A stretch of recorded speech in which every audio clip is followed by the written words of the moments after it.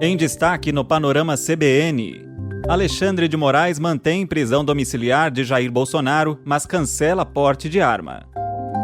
Polícia Federal antecipa a operação contra suspeitos de lavagem de dinheiro do tráfico e diretor da PF diz que sanção dos Estados Unidos atrapalhou a investigação. Governo lança programa de renegociação de dívidas para mês. Cientista alemã morre em queda de avião no Mato Grosso do Sul. E Egito vence a Austrália nos pênaltis e conquista a classificação inédita para as oitavas da Copa.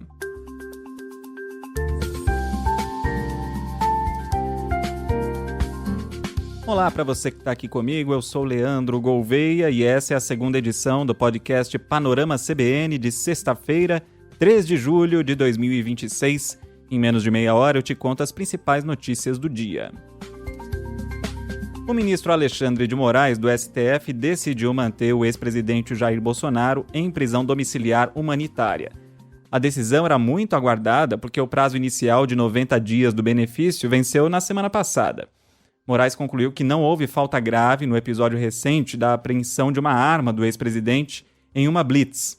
Apesar de manter a prisão domiciliar, o ministro endureceu as regras. Ele cancelou o registro de CAC, colecionador, atirador desportivo e caçador, e o porte de arma de Bolsonaro.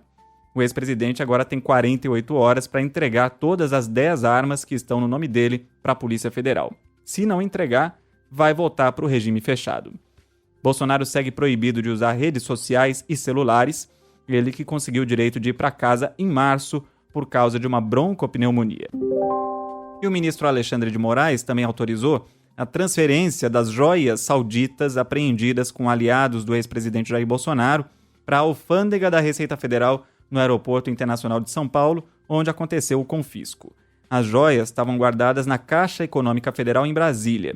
E, segundo a Receita, a mudança serve para dar andamento ao processo que pode declarar a perda dos bens, o que faz com que as joias passem oficialmente para o patrimônio da União. No início de março, o Procurador-Geral da República, Paulo Gonet, pediu o arquivamento dessa investigação. E a Polícia Federal prendeu nesta sexta-feira uma das pessoas que foram alvo da sanção do governo dos Estados Unidos sob a suspeita de ligação com o PCC. A operação teve o objetivo de desarticular uma organização criminosa suspeita de lavar dinheiro do tráfico internacional de drogas, mas a PF não confirma a ligação com a facção criminosa, como alega o governo americano. Segundo a Polícia Federal, as movimentações financeiras do grupo passam de 10 bilhões de reais. Mais de 50 policiais saíram para cumprir 13 mandados de busca e apreensão e também 11 mandados de prisão temporária. Só que só 7 pessoas tinham sido presas até o momento em que eu gravo o podcast. A Justiça também determinou o bloqueio de bens, valores e moedas digitais dos investigados no limite de 10 bilhões e 400 milhões de reais. A investigação aponta que o grupo usava transferências de moedas digitais, transporte de dinheiro vivo e operações bancárias de alto valor para movimentar essa dinheirama toda. Uma das presas, a Stella Stephanie Nunes Henrique de Oliveira, uma das sancionadas essa semana pelo governo americano por suspeita de intermediar a coleta de grandes quantias em dinheiro. A Stella não tem antecedentes criminais no Brasil. Outro alvo da operação dessa sexta é o empresário Vitor Henrique de Oliveira Shimada, que é parente de Stella, só que ele não foi encontrado. É considerado foragido. Nos Estados Unidos, Shimada é acusado de lavar mais de 30 milhões de dólares e de operar como um elo entre integrantes da facção na Flórida e traficantes internacionais. Aqui no Brasil, o empresário também é investigado por suspeita de lavagem de dinheiro no caso da VaideBet, que apura desvios no antigo contrato de patrocínio do Corinthians. Aí você pergunta por que a Polícia Federal decidiu agir agora, 2 dias depois do anúncio de sanção financeira pelo governo americano. Por que não prendeu antes? A resposta para essa pergunta o próprio diretor-geral da Polícia Federal, Andrei Rodrigues, deu nesta sexta-feira. Ele explicou que a divulgação das sanções pelo governo americano acendeu um sinal de alerta na corporação. Como os alvos sabiam que estavam sob a mira dos americanos, o risco de fuga ou de destruição de provas aumentou muito. A PF já tinha em mãos todas as ordens judiciais, mas estava esperando o momento ideal para agir. E com esse fato novo, os investigadores precisaram antecipar os planos. Só que essa correria teve um preço. O diretor-geral criticou a pressa do governo norte-americano e disse que o anúncio acabou servindo de aviso para os criminosos, tanto que Vitor Shimada não foi localizado. Para a chefia da PF, se os Estados Unidos não tivessem feito o comunicado na quarta-feira, a história hoje seria outra. O diretor Andrei Rodrigues reforçou que a Polícia Federal vê como um equívoco a decisão dos Estados Unidos de classificar facções criminosas brasileiras como grupos terroristas. A posição oficial brasileira é tratar o caso estritamente como crime organizado e lavagem de dinheiro. Em entrevista ao portal G1, o ministro da Fazenda, Dario Durigan, reforçou que os alvos das sanções americanas já estavam sendo investigados no Brasil e que a interferência do governo Trump preocupa. Essas organizações são, de fato, muito ruins e causam terror social no Brasil. E aí o que a gente fica com dúvida, tanto nós quanto a população brasileira, é o que será feito com isso. E esse espaço de ataque, esse espaço de interferência dos Estados Unidos no Brasil, sem que a gente saiba exatamente o que se pretende com isso, é o que nos preocupa. Especificamente agora, quando, a partir dessa designação, o Tesouro dos Estados Unidos começa a impor essa punição para pessoas físicas e jurídicas, especificamente isso não me preocupa, até porque essas pessoas físicas e essas empresas já estavam sendo investigadas no Brasil pela Polícia Federal, pela Receita. Então, assim, a gente já sabia, não tem novidade. Hoje mesmo a polícia faz uma operação, quer dizer que a investigação já estava em curso há um tempo, a Receita tem colaborado. Uma das pessoas físicas já tinha sido presa numa investigação da Polícia Federal, condenada pelo Judiciário brasileiro. Portanto, aqui nenhuma novidade, e se houver novas informações, o que a gente tem pedido é que os Estados Unidos nos forneçam as informações, como a gente também fornece informações para eles. Nesses casos de agora especificamente, houve troca de informações, então a própria autoridade brasileira informou ao governo dos Estados Unidos o que se passava aqui. Então espero que a troca de informação com o intuito de combater essas organizações, essas pessoas físicas e jurídicas que têm problema, isso não tem um espanto não, isso inclusive não tem novidade para a gente, que já estava investigando e punindo essas empresas. Dario Durigan também defendeu nessa entrevista que prevaleça a racionalidade na decisão dos Estados Unidos de aplicar uma tarifa adicional sobre produtos brasileiros. E o senador Flávio Bolsonaro do PL, que essa semana sugeriu ao governo Trump deixar o tarifaço para depois das eleições, para não beneficiar o presidente Lula, disse nessa sexta que vai defender o Pix na viagem que vai fazer aos Estados Unidos. Como eu te contei no último episódio, Flávio vai participar da audiência pública marcada para o setor privado e outras entidades se defenderem da investigação comercial aberta pelo governo americano. O senador disse nessa sexta que o governo brasileiro não defende os interesses do país diante das discussões sobre a ferramenta de pagamentos no mercado americano. A verdade é a seguinte, nós defendemos o Pix porque o Pix é do Brasil, foi criado no ano do presidente Bolsonaro, sem taxa. Eu vou lá para os Estados Unidos defender o nosso Pix, já que o atual governo, o atual presidente do Brasil, está se lixando para as empresas brasileiras. É o único que quer a tarifação dos nossos produtos brasileiros que são enviados lá para os Estados Unidos. Então vou lá defender o nosso Brasil.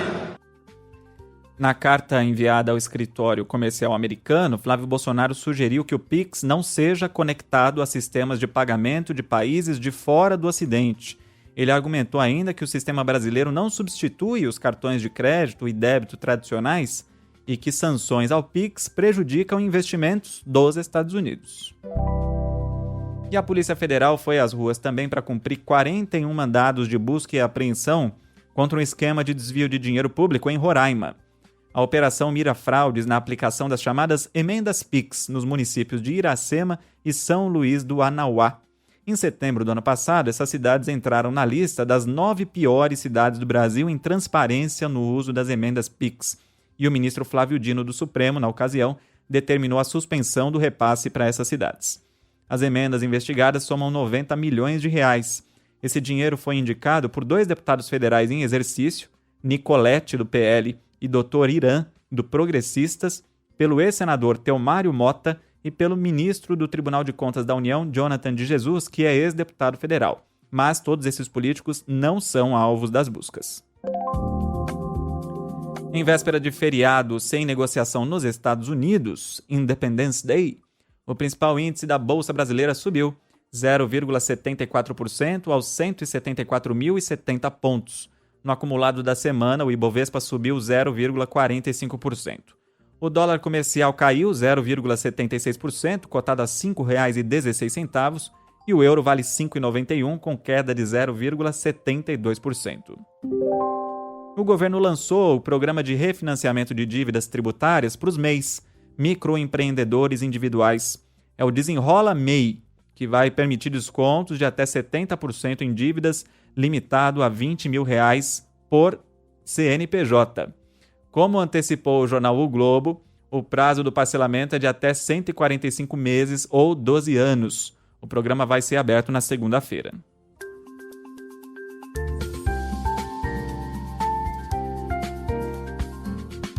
E a queda de um avião de pequeno porte na área rural de Campo Grande, Mato Grosso do Sul, matou a pesquisadora e jornalista alemã Lydia Mücklinghoff, considerada referência nos estudos do tamanduá-bandeira. Além dela, também morreu o piloto Henrique Martin. O avião tinha como destino o Pantanal. A suspeita inicial é de que o piloto tenha procurado uma alternativa de pouso devido à baixa visibilidade provocada pela neblina. O ex-treinador da seleção brasileira Carlos Alberto Parreira apresentou piora e voltou a respirar com a ajuda de aparelhos. De acordo com o último boletim médico, ele voltou a ser sedado por causa de dificuldades na função renal e precisa de hemodiálise. Na terça-feira, ele tinha apresentado melhora e já respirava sem aparelhos, mas seguia na UTI.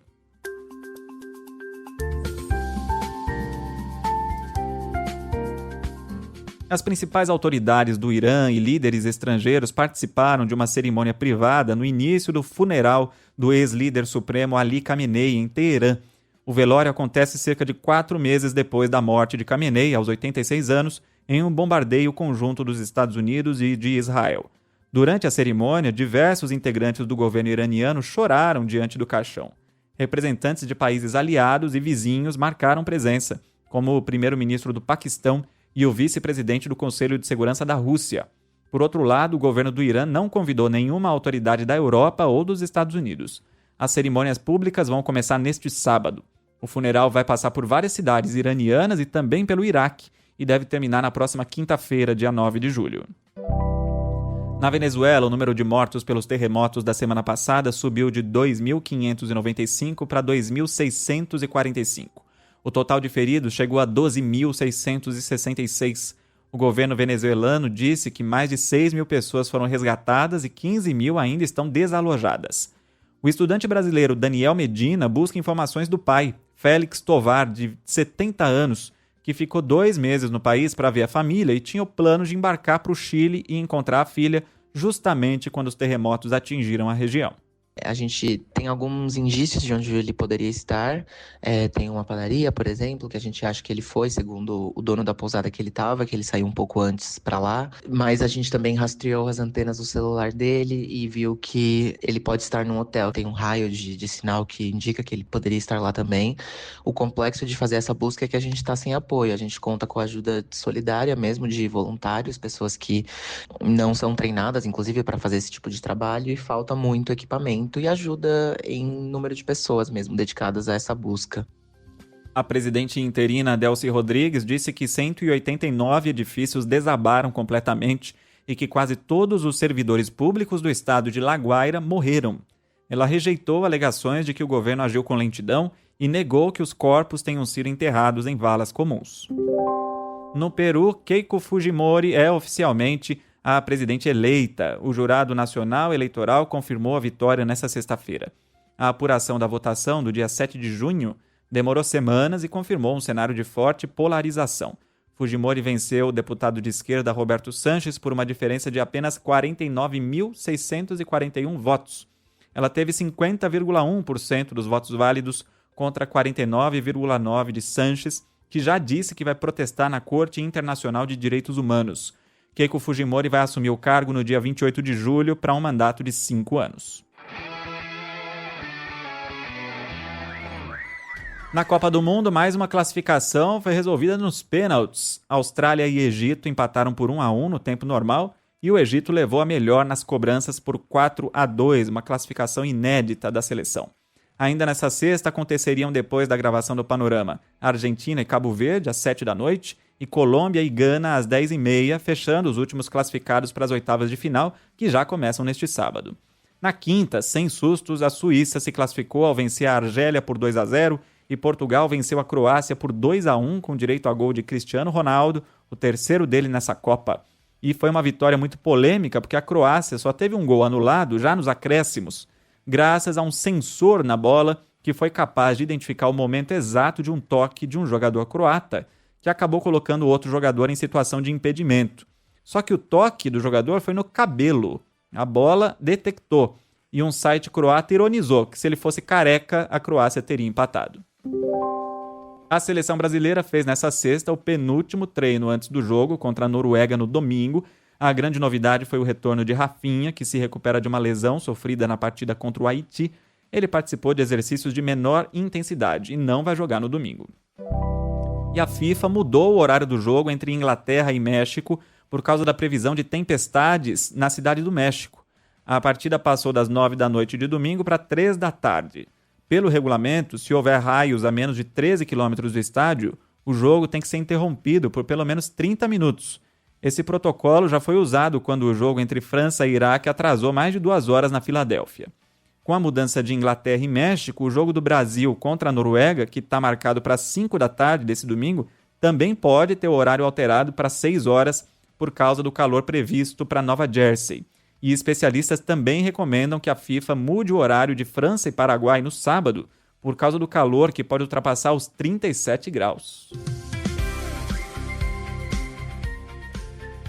No tênis, não deu para o João Fonseca. O brasileiro foi eliminado na terceira rodada de Wimbledon pelo russo Roman Safiullin, que fez 3-0 em 2 horas e 9 minutos de partida, com 3 parciais de 6-3. O russo ocupa atualmente a posição de número 132 no ranking mundial.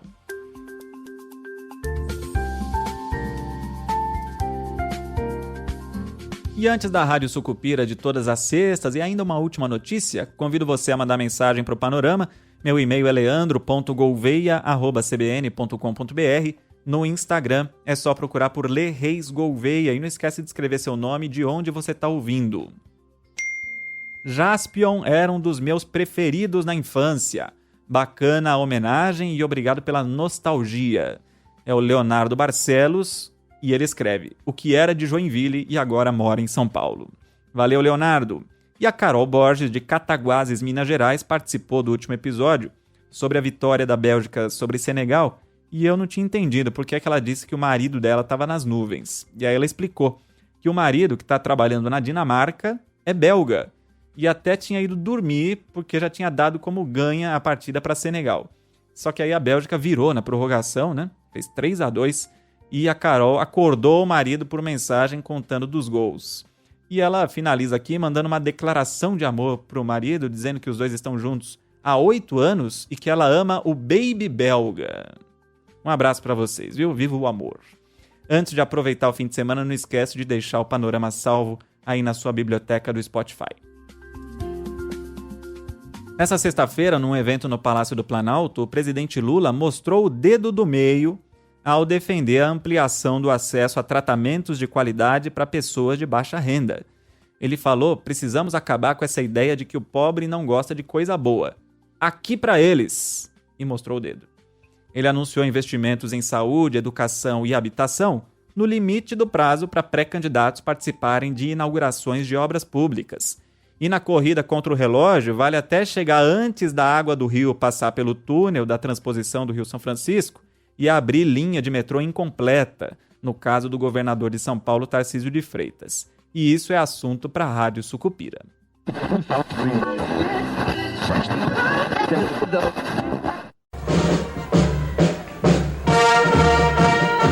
Eu tenho que inaugurar qualquer coisa toda semana, nem que seja uma pica d'água. Eu tenho que calar o desbocamento dessa oposição maquiavelista. E o senhor é responsável por isso, porque o senhor é secretário de administração e tem que arranjar qualquer coisa para inaugurar. A partir de amanhã eu não posso inaugurar mais obra por causa das eleições. Mas eu posso visitar a obra. Então eu vou voltar para ver a universidade, sabe? A faculdade de medicina. Eu vou voltar para ver outras obras. 304. Mas fazer visita sem poder falar nada, só visitando assim. Essa papagaiada desgraçada. Pra frente, Sucupira! Me invente uma coisa para inaugurar amanhã. Não tem. A nova iluminação da Praça Rosa Paraguaçu. Já foi inaugurada na administração anterior. Não foi? Ninguém se lembra disso. A gente inaugura de novo. Eu estou inquieto porque eu ainda tenho que pegar o helicóptero, voltar para Juazeiro. Não, nós vamos para Quixaramubim, andar uns 30 quilômetros no trem, que se Deus quiser, o ano que vem está pronta. Depois nós vamos ter que ir para Juazeiro fazer uma outra atividade em Juazeiro, que é a entrega de ônibus para a escola. Essa bica é mais do que uma bica, é o símbolo da operosidade da minha administração. Dessa torneira de jorrar não somente água, mas há de jorrar todo o amor que sentimos pelos humildes. Eu tinha acertado que eu viria a Luiz Gomes, porque eu queria não só ver a água entrar no túnel, como estar aqui para receber a água.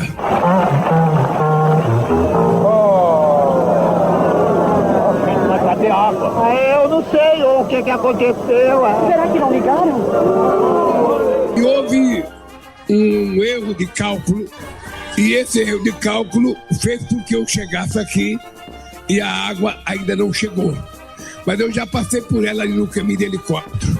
Eu vi que ela está vindo. Botando de lado os prolegômenos e partindo dos eplogismos.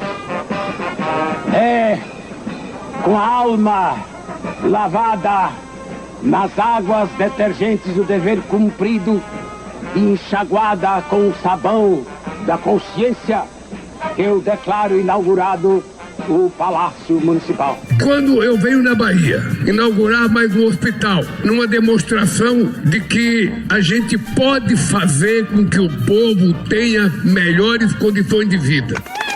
Assim sendo, eu declaro inaugurada a rua Odorico Paraguaçu, para desespero dos inimigos da ordem e do progresso.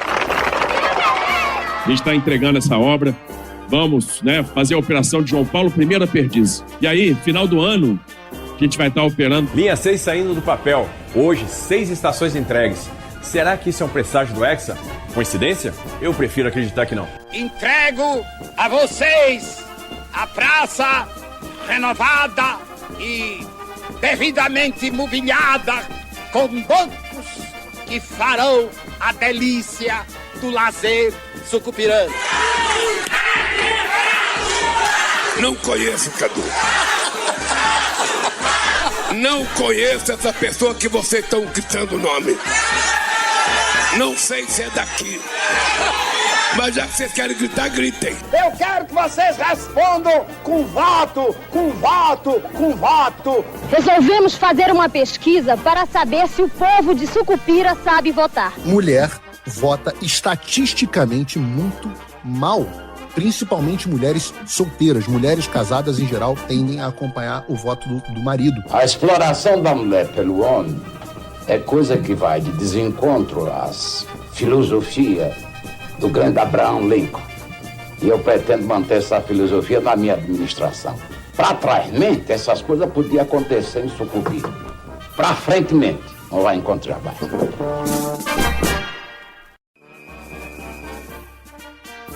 As falas da novela O Bem Amado foram cedidas pelo acervo da TV Globo. O texto é de Dias Gomes e a interpretação do prefeito Odorico Paraguaçu é de Paulo Gracindo. Edição de Edmilson Fernandes e Cláudio Antônio. Lembrando que a Rádio Sucupira tem podcast próprio também, caso você tenha perdido algum episódio ou queira compartilhar. E vamos terminar com música?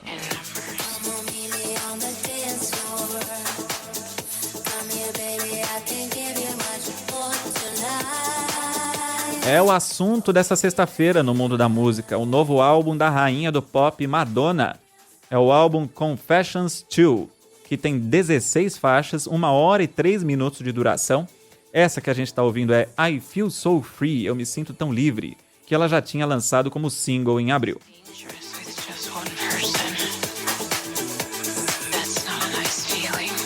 Esse álbum é a sequência de Confessions on a Dance Floor, lançado em 2005, e mescla faixas feitas para pista de dança, como essa aí, com outras mais introspectivas. Tem música gravada com a cantora Sabrina Carpenter, Bring Your Love, que estreou ao vivo no Festival Coachella.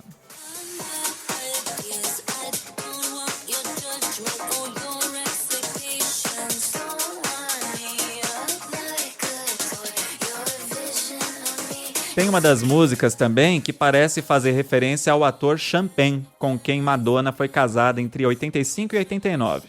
É a música Bizarre.